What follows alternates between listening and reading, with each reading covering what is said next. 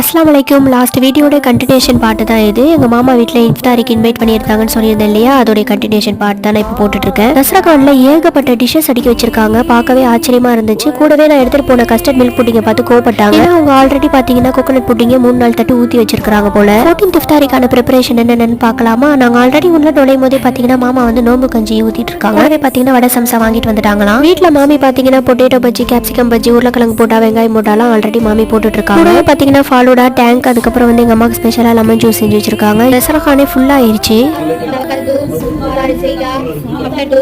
அல்ஹம்துலில்லாஹ் நல்லபடியா ஹாப்பியா நோம்பு திறந்தோம். இந்த மாதிரி கூட்டமா உட்காந்து நோம்பு திறக்கிறது பாத்தீங்கன்னா ஒரு தனி ஹாப்பினஸ் தான். இதுக்காகவே என் தம்பி வந்து கூட்டத்தில் நோம்பு திறக்கணும்னு சொல்லிட்டு பள்ளிக்கு போயிடுவான் டெய்லி. நல்லபடியா நோம்பு திறந்துட்டு எல்லாருமே உட்காந்து கொஞ்ச நேரம் பேசிட்டு இருந்தோம். அப்ப பாத்தீங்கன்னா நான் தான் டீ போட்டு கொடுத்தேன். எங்க மாமிக்கு நான் போடுற டீ தான் ரொம்ப பிடிக்கும். நெக்ஸ்ட் எல்லாருமே தராவி தொழுக்க கிளம்பிட்டோம். கொஞ்சம் கூட டைமே இல்லை. வீட்டுக்கு வந்து டின்னருக்கு என்ன சாப்பிட்டேன்னு பாத்தீங்கன்னா தோசையும் சட்னியும் தான் சாப்பிட்டோம். இன்ஷா அல்லாஹ் நெக்ஸ்ட் வெரைட்டியான இஃப்தாரி வீடியோல உங்களை சந்திக்கிறேன். அல்லாஹ்.